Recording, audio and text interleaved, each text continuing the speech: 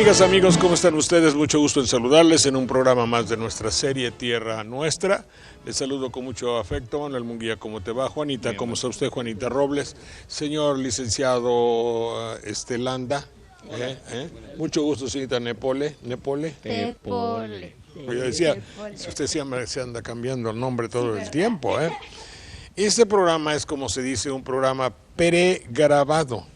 ¿Me entiendes? ¿Sabes lo que es pregrabado? No. Interpreto nada más. Interpreta nada más. Es decir, que se grabó con antelación. ¿Sabe lo que sí es antelación? ¿Verdad? Ahora viene, sí. Entonces, porque este programa es para el día 15 de... Hoy estamos a 15, sí, justamente de diciembre, y empieza a llegar toda la vorágine de la Navidad. Sí, ¿Dije bien? Bien dicho. Dije sí. Hermoso la hora. Es decir, las posadas también llegan. Todo el traqueteo, dirían en tierra. Todas las fiestas van a empezar ya con las posadas muy tradicionales mexicanas. Toda esta época trae consigo un léxico muy especial. Sí. Hay palabras nuevas, ¿no? No nuevas, pero que sí se usan. De temporada. Recordadas en estos días. Sí. Posadas. Sí, pausare es... ¿Cómo? Posadas. A ver, ¿en plural o en singular? No, el plural de posada es posaderas, ¿no? No. Esas se llama? Son otras. No, que te voy a echar ni que nada, hombre. No. La señora que hace posadas, ¿cómo se llama? O la señora que concurre una posada, reiteradamente. Es la posadera. Es la posadera. Ajá, pero en singular. Una. Y si tiene una hermana, ya son dos. Sí, ya. Pero no quiere decir que las dos atiendan ese lugar. Queda en duda. Bueno. Queda mucho a la imaginación. Sí. Ahí sí está difícil. Entonces. Pausare es hacer un una alto pausa. en el camino. Y de ahí pausa, posare y posada. Posare, se posó un pajarillo en el jardín. También hizo una pausa en el vuelo y se detuvo. Se habla de un viaje que hicieron José y María para buscar un lugar donde naciera Jesús, porque había el riesgo de que muriera ejecutado por la orden de Herodes para eliminar a los recién nacidos. Esa fue la ley de Herodes. Era una de las tantas disposiciones de la ley de Herodes. Pero la conocida. Sí, cuando menos la más trascendente en el mundo cristiano. Porque se decía que esa criatura iba a quitarle el poder, el trono, iba a llegar a rey. Sí, porque entonces además... él tembló de miedo. Además, Herodes, en su calidad de seguidor de la doctrina judía, no acepta que en ese momento llegara el Mesías. Ellos siguen esperando un Mesías. Sí, y es muy válido eso para ellos, como para el mundo cristiano es válido decir que Jesús es ya el llegó. Salvador. Que llegó. Habría que preguntarle a Roy Campos. Hoy van las encuestas. Haga una encuesta y a ver si no queda con el punto 4 o punto 0.5 de diferencia. Pero en todo caso, entonces una posada viene de pausa. Pausa. Y la posada que nosotros conocemos como tradición cristiana, podría ser. Sí. Es la pausa que se hace en el camino que están recorriendo para buscar dónde nazca el niño, porque también había temor entre la población de los lugares que recorrieron y no les daban alojamiento. Entonces, por eso es que ahora en la tradición mexicana se canta una petición. En cierto modo. En la cual hay una negativa inicial. Sí. Originalmente no les quieren dar posada. No vaya a ser algún... No sea un tunante. Sí. Palabra ya poco usada. Española. Es muy castiza, y tiene que ver con... con malvivencia, con impertinencia también, porque los franceses creían o decían, les imputaban a los que venían de Túnez ser malvivientes. Hasta la fecha, sí, los están tratando muy mal. Hay unas manifestaciones populares muy fuertes en el centro de Europa serios. Por el rechazo en contra de los africanos. Entonces Tunantes viene de Túnez. De Túnez. Sí. El nombre también. No, ese es el origen. La historia de la palabra. A los de las rondallas también les llaman tunos porque había un, digamos, comandante de unas pandillas, una especie de pandillas que venían de por allá, y eran pícaros, eran vividores, digamos, y de ahí la tomaron los castellanos, de ahí la tomaron los mexicanos, porque hay que decir que la posada como tal se comienza a practicar aquí en México.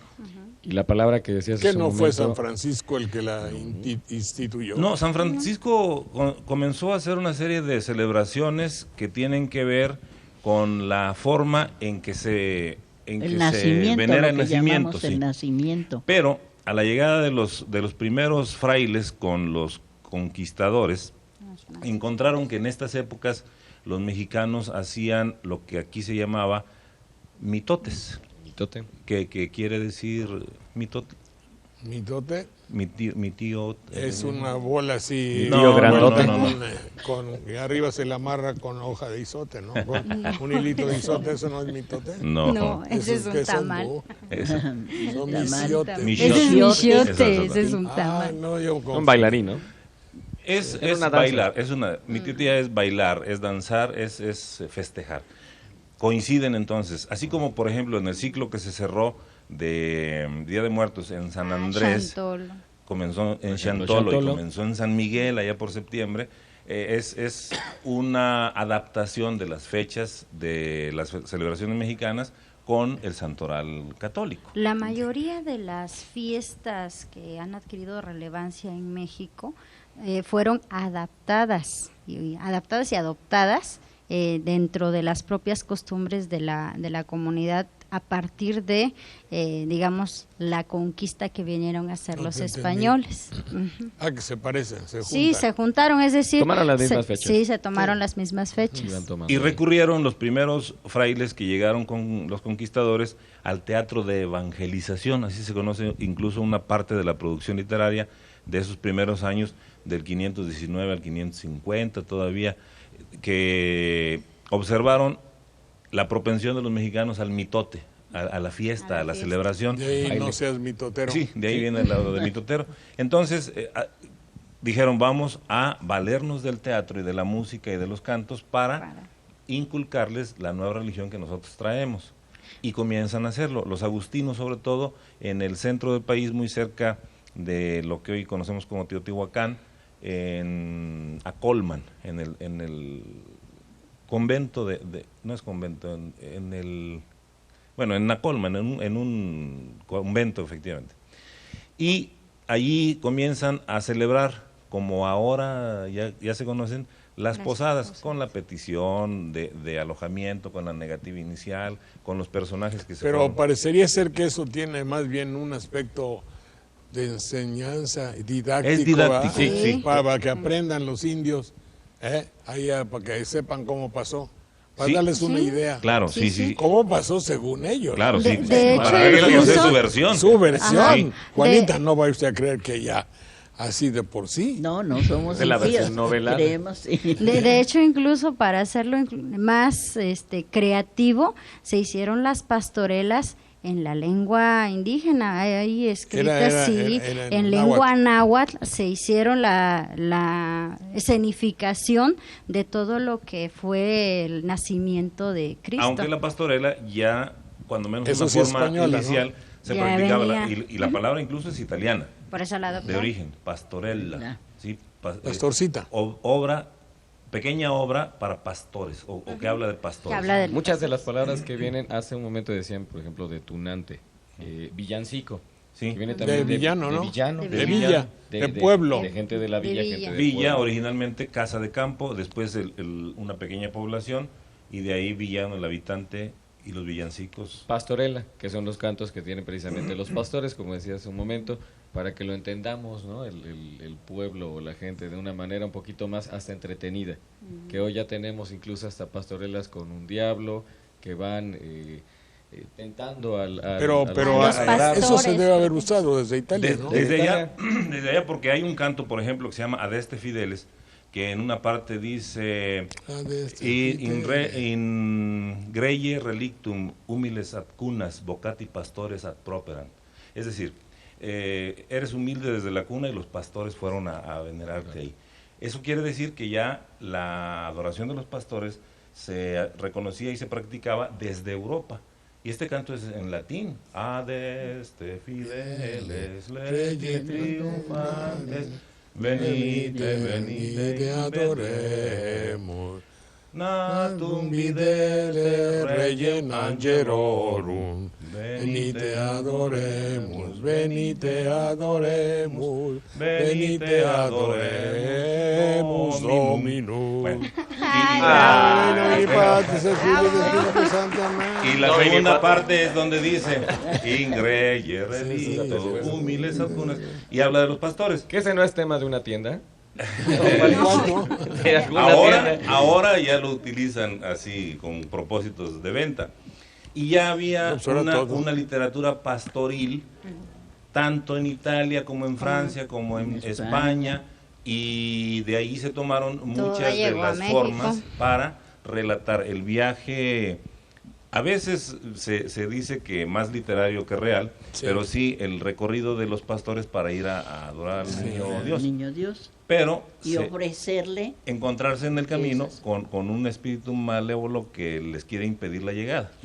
Vivir todas esas aventuras y vencer al mal, es a lo que enfrentan los pastores también a lo largo de la narración que se hace dentro de una pastorela.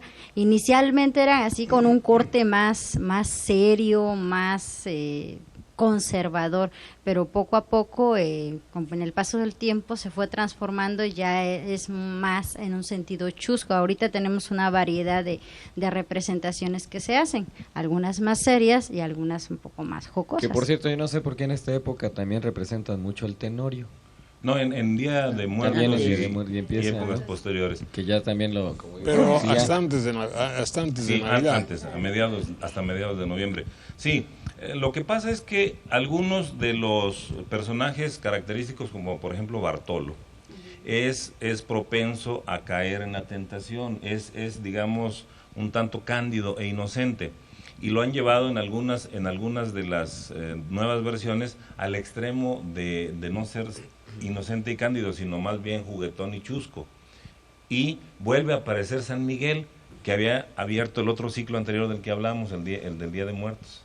Vuelve a aparecer San Miguel con su espada flamígera como vencedor del espíritu maligno. Es que San Miguel es el que tiene la característica de que es el que vence, es el que mata a través de la intercesión de Dios. Miguel Vencites, dice una al demonio. Muy adaptada al habla popular, porque eso hizo también el autor después de pastorelas, ya años después de la conquista, adaptar los textos literarios a la forma en que hablaba el pueblo para que lo siguiera entendiendo. Por ejemplo, Fernández de Lizardi es autor de varias pastorelas, y algunas de ellas muy famosas y muy representadas todavía hasta la fecha.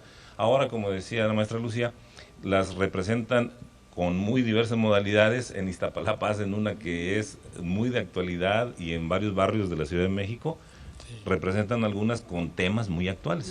Con mucha actualidad. Sí, pero ya con técnica televisiva. Claro. En Iztapalapa, claro, desde luego.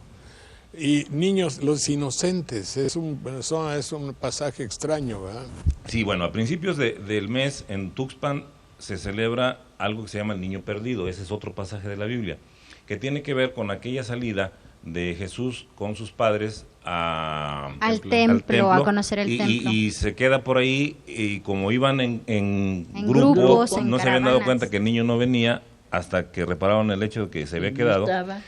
Y lo fueron a encontrar predicando ante los doctores de la ley. Esta festividad del Niño Perdido tiene su fecha principal el 28 de diciembre, pero a principios del mes hay un niño perdido, de los inocentes, el 28 de diciembre. Pero hay una fecha que se celebra el 7 en Tuxpan, principalmente en el estado de Veracruz, y en algunas otras poblaciones ya del norte se está haciendo, y ponen velas por todo el pueblo al anochecer. Apagan la luz eléctrica y colocan velas en las banquetas, en los edificios, en los barcos ahí sobre el río Pantepec, y los niños hacen unos carritos que llevan con sus velas y los andan paseando. Se ve muy bien eso. Bonito, pero claro. ese es un niño perdido, y se refiere al pasaje aquel que dice que María y Jesús fueron con el niño al templo y el niño se extravió, se quedó por allá porque iban en grupo. Al regresar se dieron cuenta que no iba con ellos. 3 días después lo encontraron platicando con los doctores de la ley, así dice la Escritura. Pero 3 días de haber perdido al niño no es mucho, ¿no? Bueno, es que eso es lo pues que lo buscaron otros y no lo encontraban, que a los 3 días dieron con él. Y a eso se refiere esa primera festividad de diciembre del niño perdido. Pero el otro de los santos inocentes, que es el 28 de diciembre, tiene que ver con lo que decíamos al principio, de la persecución de Herodes en contra de niños recién nacidos. Que es en nombre a todos aquellos niños que sí fueron sacrificados en pos de que Herodes no perdiera su poder como rey, porque tenía que matar al nuevo rey, al posible nuevo rey. Sí. Porque se seguía interpretando lo del reino como un reino terreno. Herodes lo veía así como que perder su reino terrenal y no entendía o no interpretaba lo que las escrituras trataban de decir que era un reino, pero el reino de los cielos, un reino más allá de esta tierra. Una costumbre también muy buena es que tienen muchas familias la corona de Adviento, por ejemplo, también, ¿no? Que le ponen 4 velitas.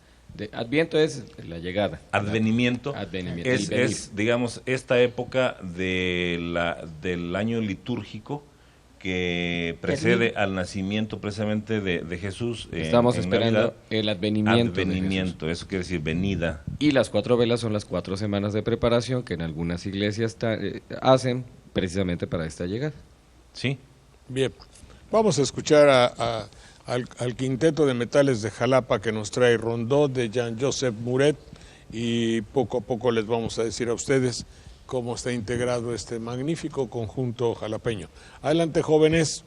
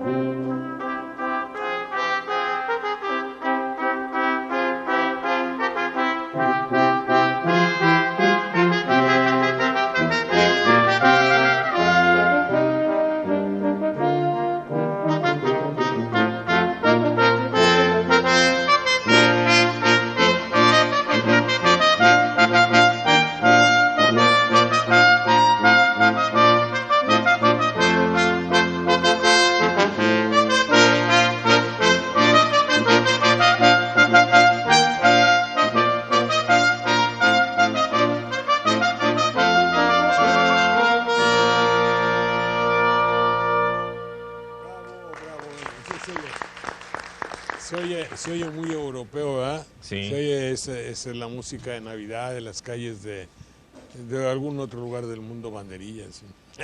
Sí, no muy característico en nuestros pueblos, ¿no? Es otro tipo de música. Sí.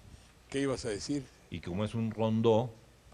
Rondó es alrededor de, ¿no? Que gira y vuelve el tema, sí. Un tema básico. Gira. Viene y va, gira. Y va. Rondó. Sí, igual cuando usted le dicen el redondeo, que yo siempre digo no, pero es darle vuelta y vuelta, dame tu dinero y yo lo gasto, dame tu dinero y yo lo gasto, es lo de siempre, ¿no? Un rondó. Un rondó, no redondeo. Y no precisamente a la turca. No. Bueno.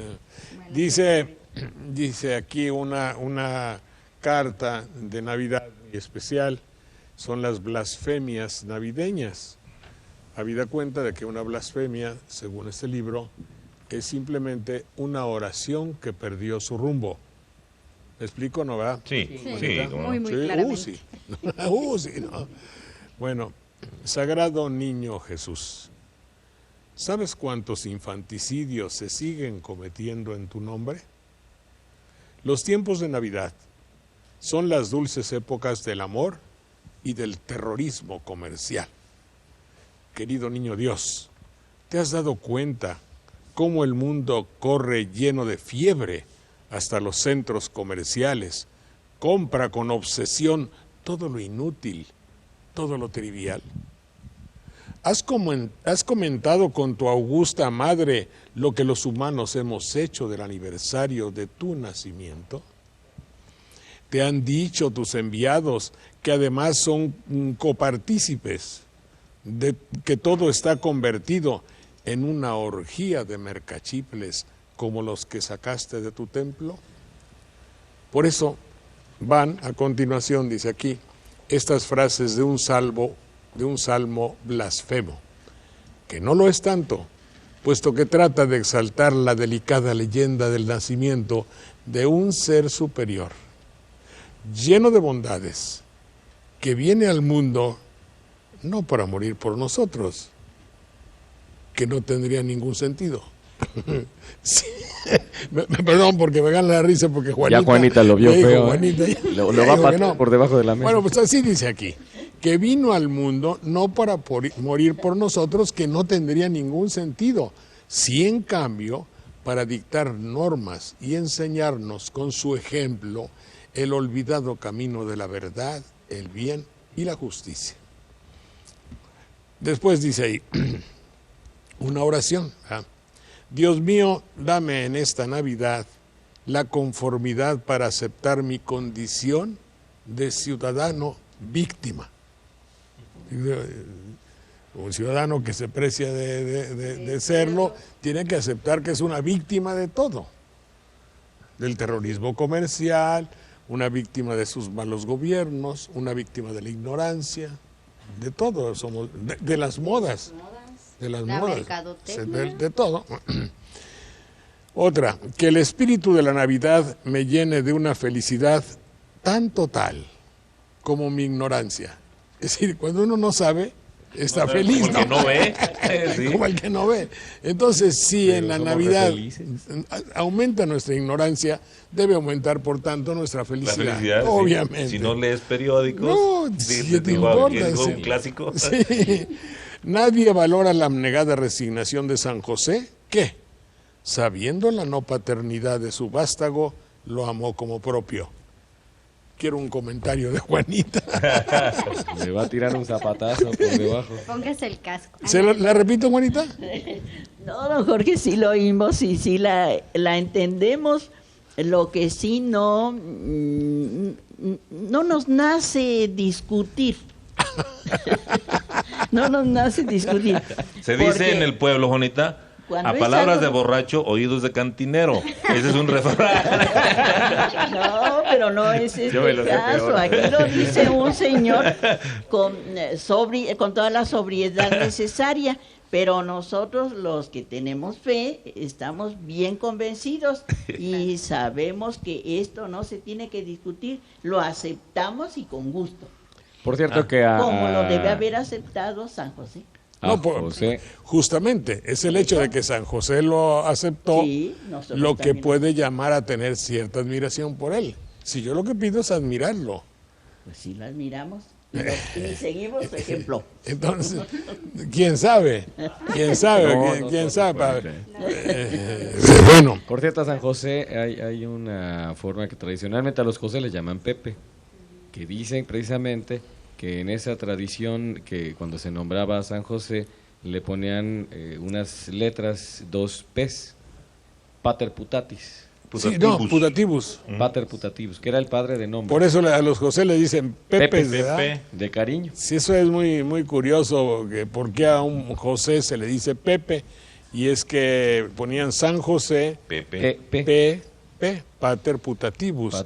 Y todavía la iglesia lo remarcaba, qué poca. Es decir lo subrayaba. Es decir, bueno, fue su papá y su papá. Obviamente que esto no tiene mucha esencia, como diría yo, mucha razón de ser, puesto que se puede amar a un niño como propio si uno por afecto lo ve desde que nació, claro, eso no se discute. Sí, pero también la Iglesia debía remarcar el hecho del milagro, ¿no? La forma en la concepción, es decir, que fue imbuido por parte de Dios en el vientre de una mujer y que el hombre no tuvo nada que ver en este caso. Por eso el remarcar que es padre de nombre, pater putativus. Claro.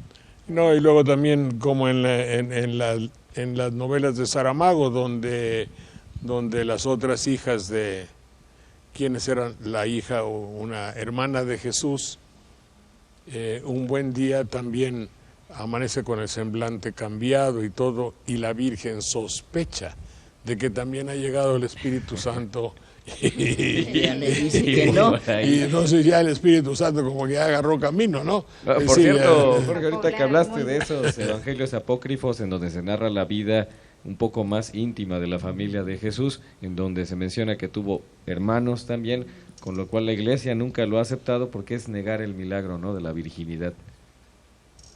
No, pero no es negarlo, porque la Iglesia se refiere exactamente a Jesús.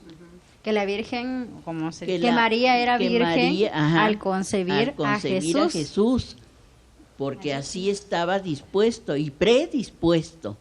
Pero que si hubiera tenido o no hermanos, esa ya es otra historia. Y esa fue después. ¿Sí? Es otra historia. ¿Otra por qué? Pues la de ellos. Por eso, la familia sigue siendo, o la Sagrada Sobre Familia. la cual la Biblia que más se lee es omisa. ¿Omisa? Omisa, porque no se la refiere. Biblia omisa. No se refiere a ella, como a varias partes de la vida de Jesús. Sí. Se pierde ahí el relato a los 12 años, por ejemplo, y no vuelve a aparecer hasta que comienza a predicar. Sí. Pero no quiere decir que no haya otra parte de la historia. Y el hecho de que hubiera habido otras hermanas de Jesús no quiere decir que no hubiera sido sagrada la familia. Claro. Por eso. La Sagrada Familia un poco más grande, ¿no? Se entendería como ampliar a la familia, ¿no? Claro. Bueno, no te dejes invadir por el pesimismo en esta Navidad. Hay millones en condiciones peores que las nuestras. Eso sí, es un hecho real. Que todos los propósitos de fin de año se unan a los de los años anteriores para erigir el más grande monumento a la falacia. Es decir, todos hacemos buenos pensamientos y nada más en eso queda. Pero yo traigo atrasados desde el año pasado. Usted y yo creo que todos. Sí. Bueno, esas son que esta Navidad, ¿no? Que esta Navidad Dios te colme de una santa condición, de manera que tu autoestima crezca, deseando que al conocerte mejor no te detestes más. ¿Me explico? Es decir, se supone que hay que conocerse a sí mismo, pero alguien si es sincero, cristiano y noble y verdadero, yo me conozco más, entre más te conozco, más me detesto. Posiblemente quizá habrá que pasar en la vida sin investigarse mucho a uno mismo, ¿no? Por eso entonces la moraleja es no conocerse. Mejor claro, siguiendo esta filosofía, ignoro todo de mí mismo y soy feliz. Bueno, hay individuos que, perdóname, aquí va la contraria, por la contraria siempre llegas a algo. Diariamente en la televisión decenas de ciudadanos se manifiestan diciendo lo grandes que son. ¿Cierto o no es cierto? Sí. Todos los días. Sí. Todos los días. ¿Lo son? No. Ahí está. ¿Y no con decirlo machaconamente lo van a hacer? No, tampoco, eso es evidente que no. Pero si lo dicen es porque además te quieren engañar, porque ellos sí saben eso que yo digo aquí. En ese caso aquí de una manera con un excepcional y delicado cinismo hay que decir, oye, mejor no te conozcas para que no te describas, porque si no te vas a detestar más, en el caso de que se conocieran realmente. Después de esta interrupción de carácter electrónico, viene un canon. Canon es también... Canon en el caso musical quiere decir que comienza un instrumento y luego lo sigue otro. Y luego lo sigue otro, y luego A ver si no me estoy equivocando, porque suelo equivocarme. Los músicos nos dirán. Bueno, luego nos explican. Es que falta uno de ellos. No es de la introducción, es la entrada. En canto también comienza una de las voces, luego otra de las cuerdas, dicen los que saben, sigue lo que ya cantó la anterior y se oye así como si fuera una especie de persecución, porque canun originalmente es caña, es varita, de ahí viene lo de regla para norma. Y cánones. Tú estás hablando de algo que es como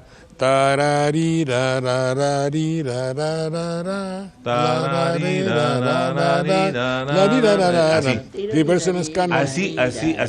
Así va a ocurrir con los instrumentos si es un canon. Y canon también es parte de una misa, ¿eh? También. Sí, bueno, sí. Volvemos en un minuto, por favor.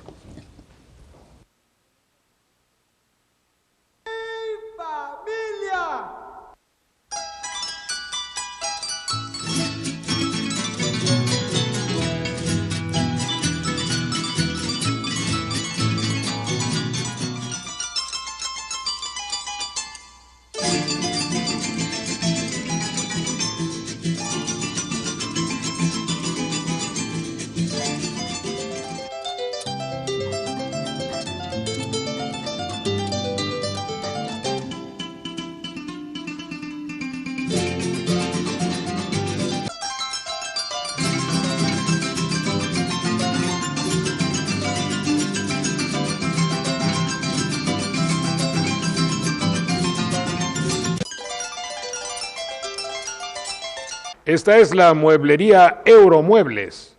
Rosario Pasarán les atenderá en Ávila Camacho 244B, casi esquina con Jicoténcatl. Un gran surtido de muebles extraordinarios que usted podrá llevar a la casa, llevar al hogar, mejorar la decoración de su casa con los muebles de Euromuebles. La señorita Rosario Pasarán tendrá muchísimo placer en atenderlos en Ávila Camacho número 244B, casi esquina con Jicoténcatl, aquí en Jalapa. El teléfono es el 890-6531. Euromuebles.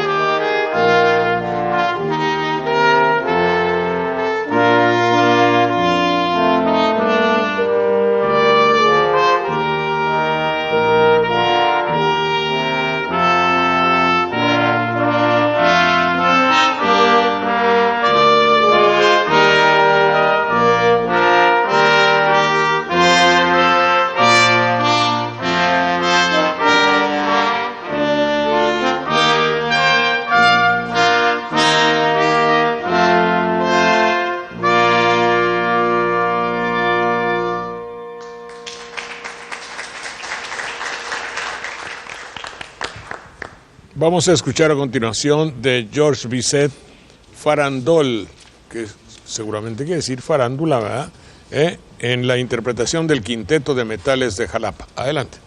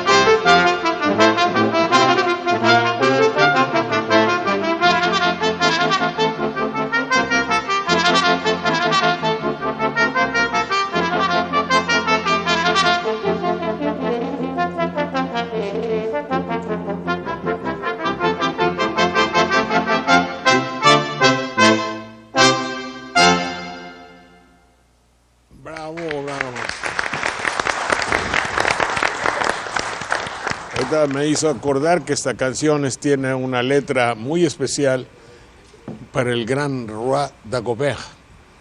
Se le atribuían virtudes especialísimas al gran rey Dagoberto. ¿Y ese por qué? Sí, y farándula es un conjunto de maleantes o de vagabundos. Pues y también es una ronda que bailan las personas tomadas de las manos. Por eso ahora el mundo artístico también se le llama la farándula, sí. Lasus Trombone, de Henry Fillmore. Adelante, por favor.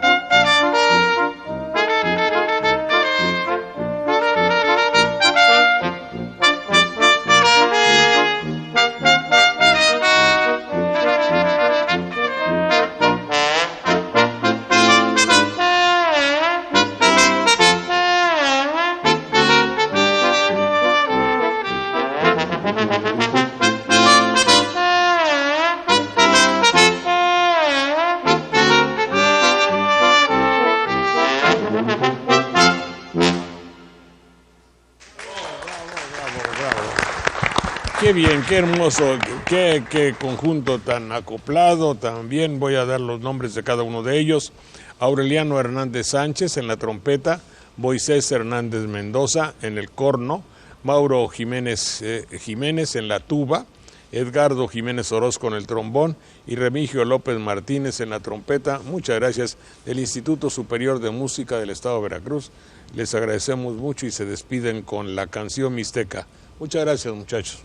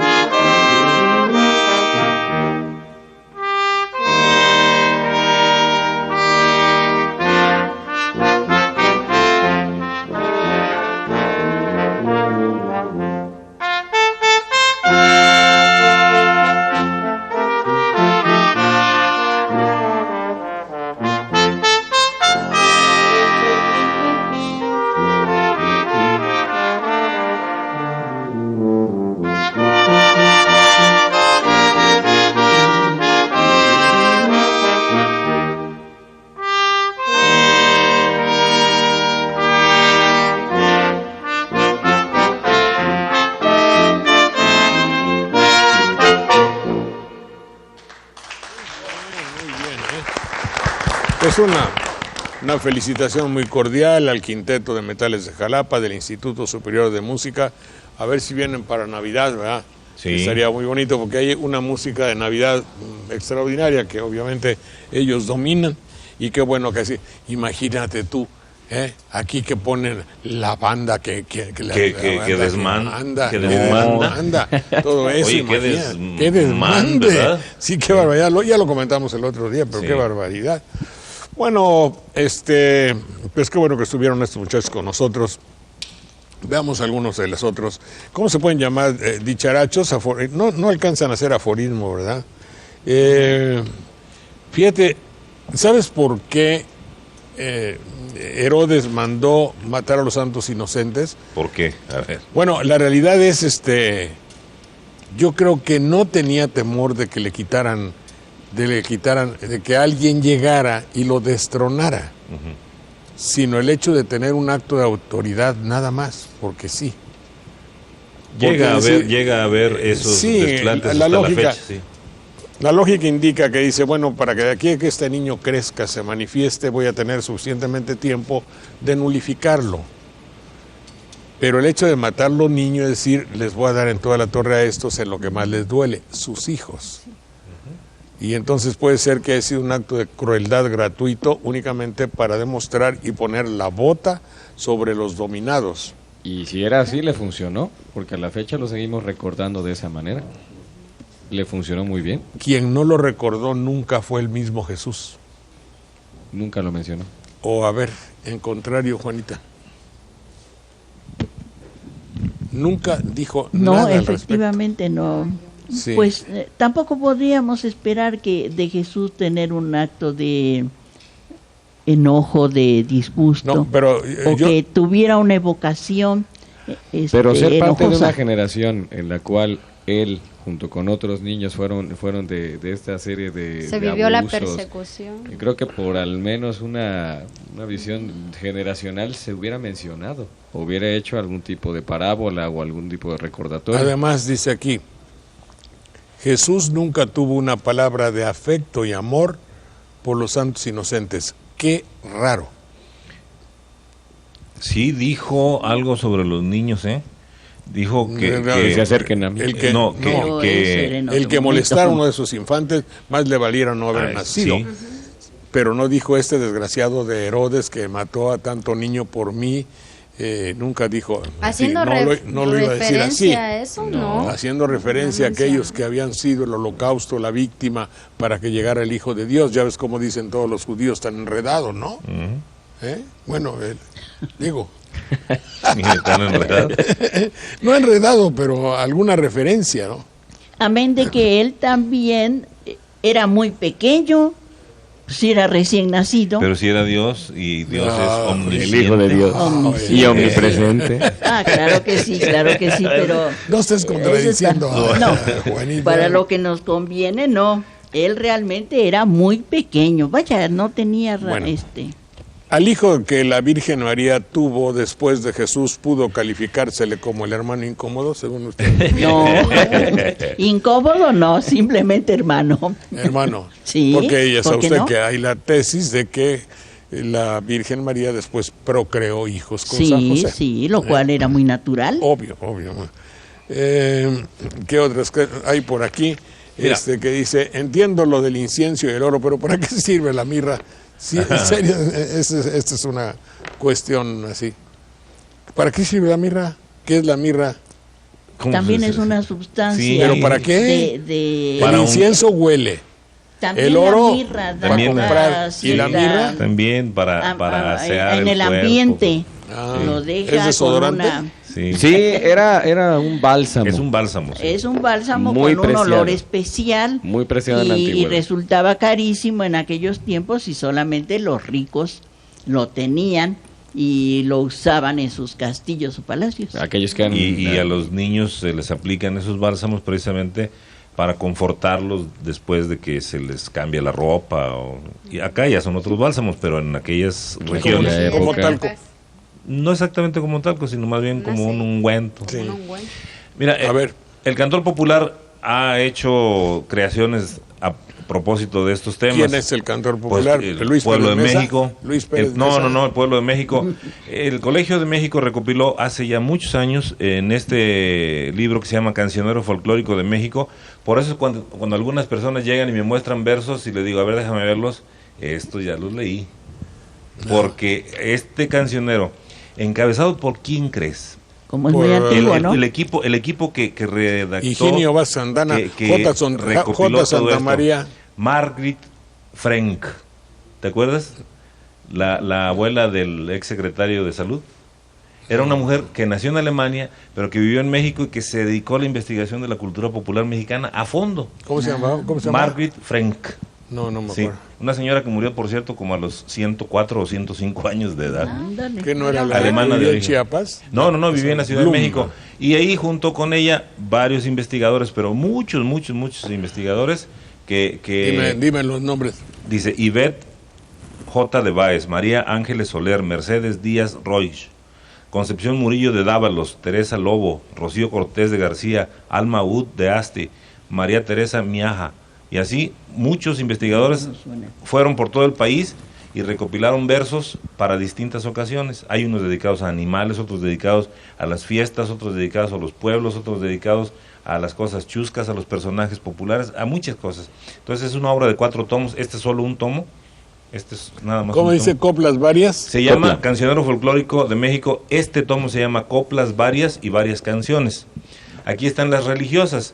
Y para las épocas de posadas vienen algunas como esta, dice: si durmiendo están, despierten señores, adorar un astro que da sus fulgores, que da sus fulgores por la inmensidad y al cielo celeste con gran majestad. Y es una cadena, con gran majestad y bastante acento, y al niño le hicieron un recibimiento. Un recibimiento, los santos le hicieron coronas brillantes, al rey ofrecieron. Al rey ofrecieron coronas brillantes, antorchas divinas por ser el infante. Por ser el infante nadie lo creería, que su madre fuera la Virgen María. La Virgen María te lo premiará y será el lucero que te alumbrará por mucho tiempo. Y alabado sea el Santo Sacramento. Santo Sacramento, divina tu gloria, guardaré un recuerdo de grata memoria.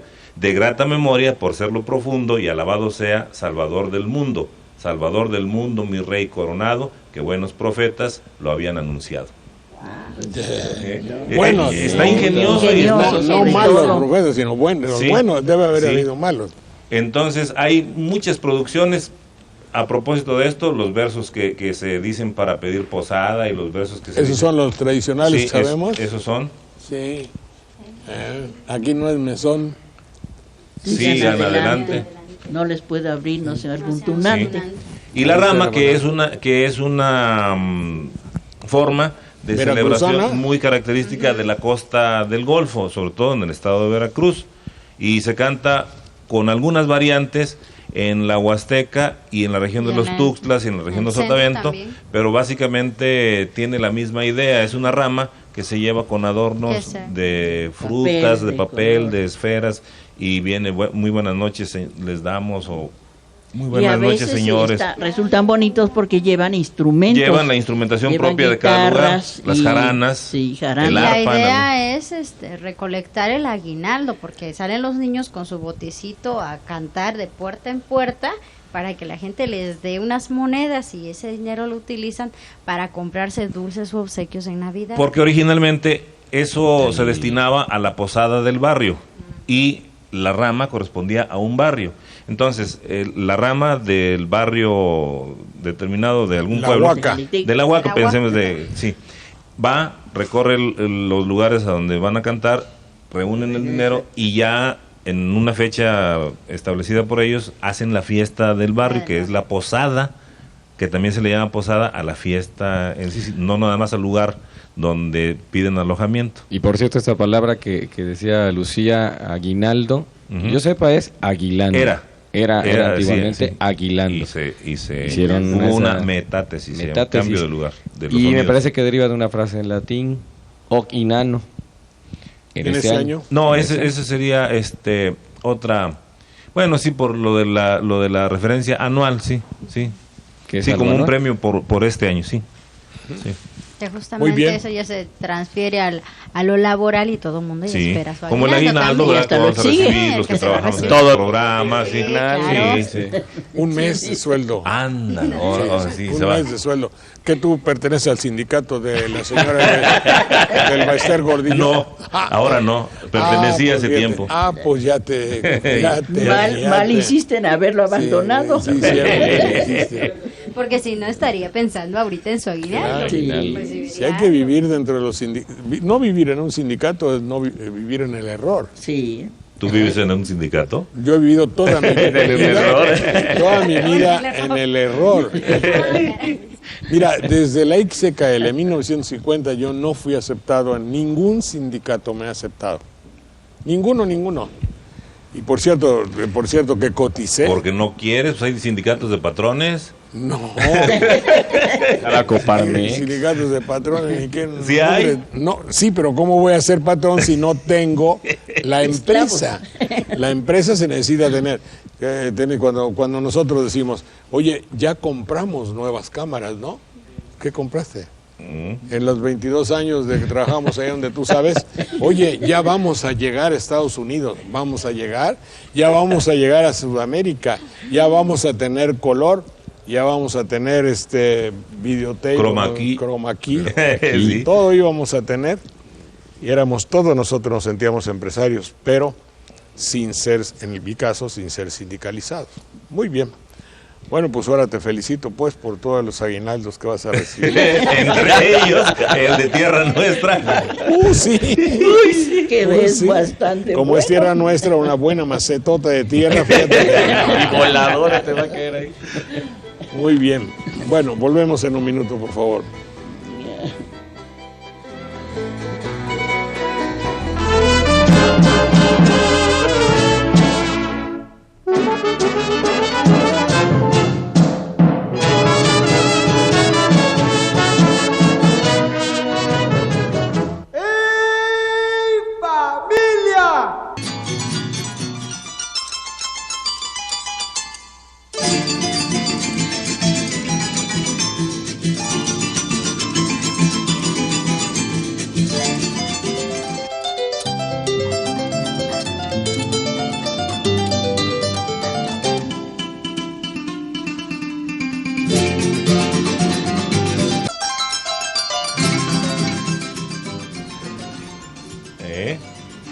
Bueno, Juanita, si es usted tan amable, ¿tiene alguna palabra por ahí del viejo uso jalapeño?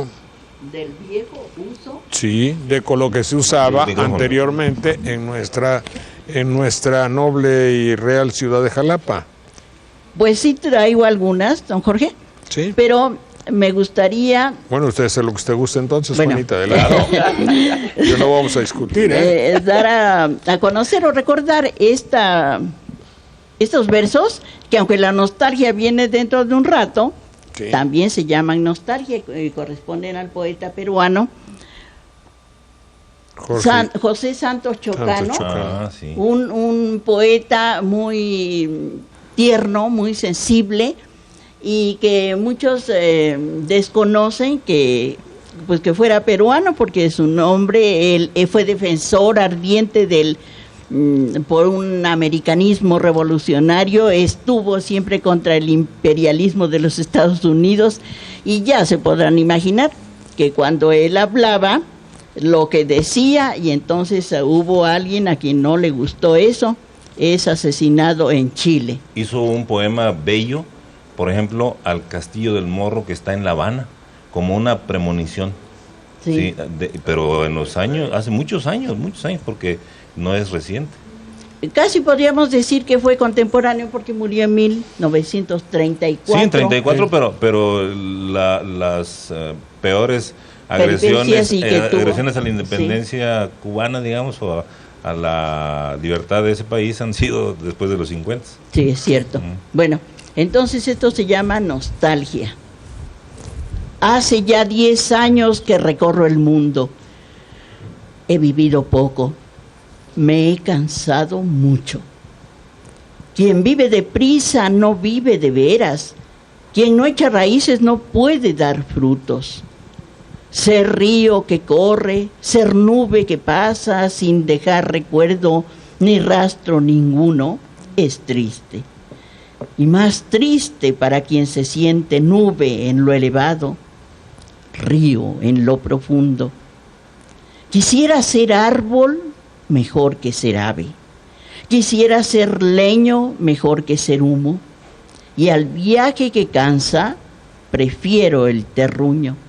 La ciudad nativa con sus campesinos, arcaicos balcones, portales vetustos y calles estrechas, como si las casas tampoco quisieran separarse mucho. Estoy en la orilla de un sendero abrupto.